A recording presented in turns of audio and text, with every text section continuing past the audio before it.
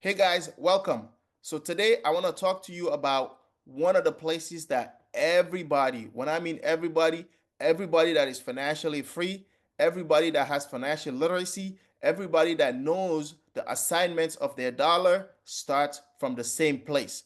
It doesn't matter if you're rich, if you are in the middle, or if you are starting poor like I did. Everybody pretty much starts from the same place.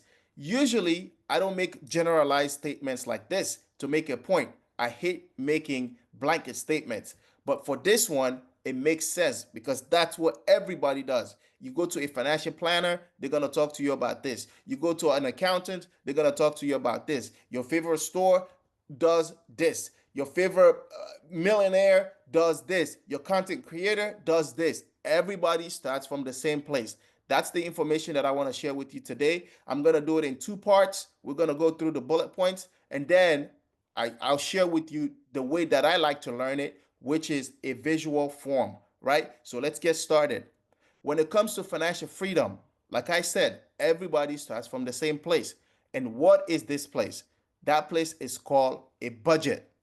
A budget. So, what is a budget? A budget is simply a tool. What is a tool? A tool is something that you use to get a job done. Your budget helps you assign your money to a task. Basically, your budget tells you that you are the boss. You are the person who earned that money. You get to tell your money what to do, when to do it. That's what a budget is. So you start with a budget. If you have your budget down, then that tells me you have your financial literacy down because everything evolves around budget. The truth is, you're going to get to a point in your life that you may not need to reference your budget every time. But if you're starting out, you do because that helps you assign your dollar to a particular task. So, after you create a budget, what is the most ideal thing that comes next? Most people tell you after you create a budget, the next thing you have to do, actually, all of this thing falls within a budget. So the things that you have to do is number one, you set a budget. After that, you have an emergency fund. You pay off your debts. You set up a 3 to 6 month expense in an emergency fund. And then you start thinking about what? Protections. And these are like what? Life insurance, estate planning, etc.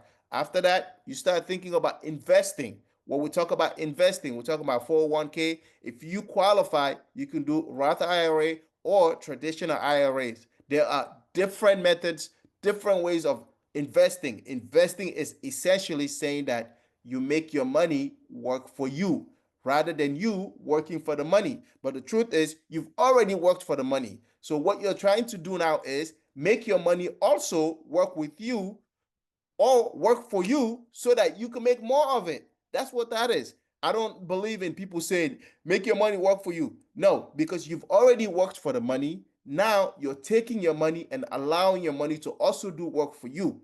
And when you the intersection of that is called what? Generational wealth building.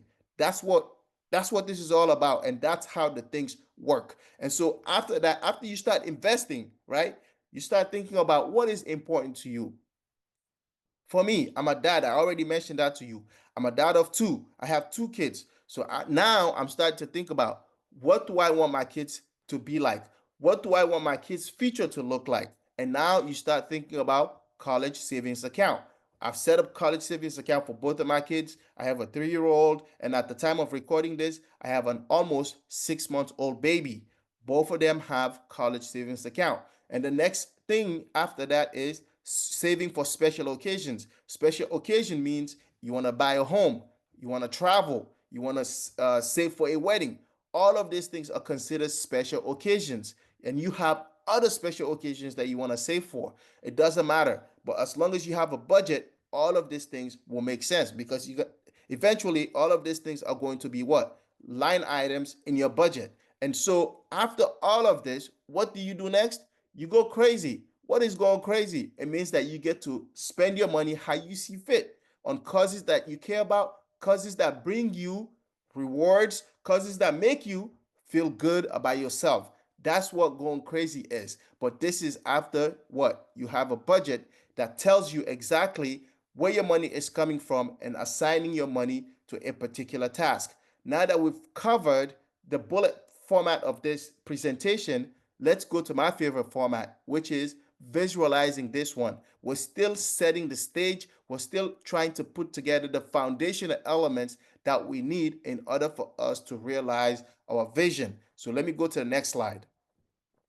This is called the NFD money flow, New Family Dynasty money flow. It's the same information that I talked to you about in the previous slide, which means you start here. This is you right here. You start here, and once you start there, the starting point is basically telling you mindset. You wake up one morning, you decide that, you know what, today is the day that I'm going to work to get my finances together. I don't care what anybody thinks. I don't care what anybody says. I'm going to sit down and get my finances together. If you have a partner, you're going to sit down with your partner and work with them to get your finances together. That's the starting point right here. That is a mindset.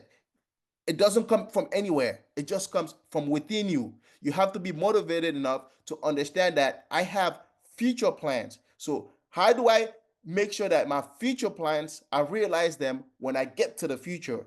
That's when you sit down and say, you know what? I need to get my finances together. And that's what this is all about.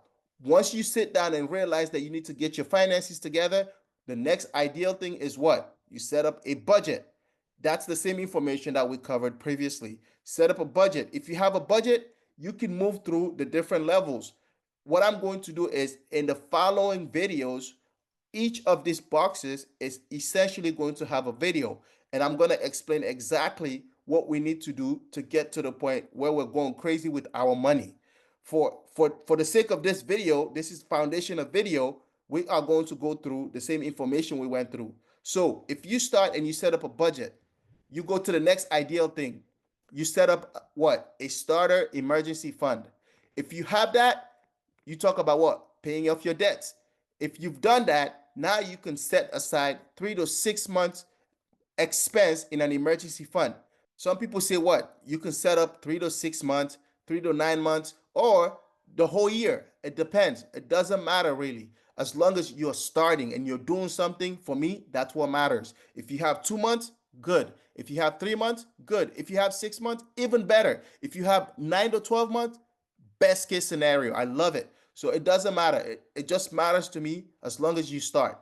After that, after you set up your 3 to 6 months, some people would branch out and start doing protection, the stuff that we talked about previously. You start having insurance, life insurance, you start having estate planning, all of those things.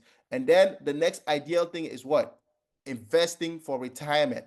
After that, you start saving for something special to you, like wedding, traveling, or you're just trying to save money because you love seeing your money. That's the stuff that people do. People that what? Have a budget because they know exactly what comes in and they know exactly what goes out because they've assigned their task to each specific dollar or they've assigned their dollar to each specific task. So the next ideal thing is what? You go crazy with your money. You give to causes you care about. You volunteer. Giving to causes you care about is basically saying that, you know what? I know exactly how I make my money.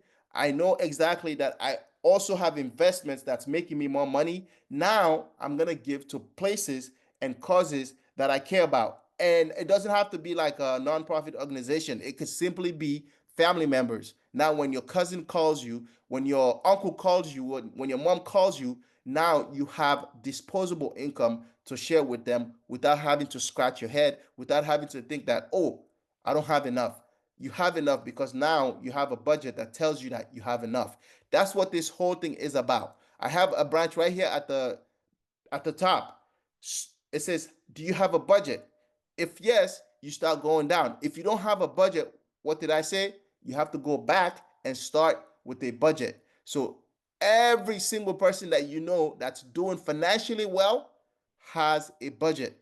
Every business that you know that's doing well in their industry has a budget. They have monthly budgets, they have quarterly budgets, they have yearly budgets. It doesn't matter. Every successful individual that is financially stable starts with a budget, and it's the same for your business. So, who are you to not start with a budget? we're setting the stage to get you to the point where you can give to cousins that you care about without really having to worry too much about your money. So I hope you like this video. This is at the point where, because you've seen a couple of my videos already, I feel comfortable asking you to subscribe if you haven't already done so. If you find this information to be useful and you know of anybody that can also benefit from it, I kindly ask you to please share the information. I'll see you on the next video. Like I said before, my goal is to what? To get you to start. Let's go.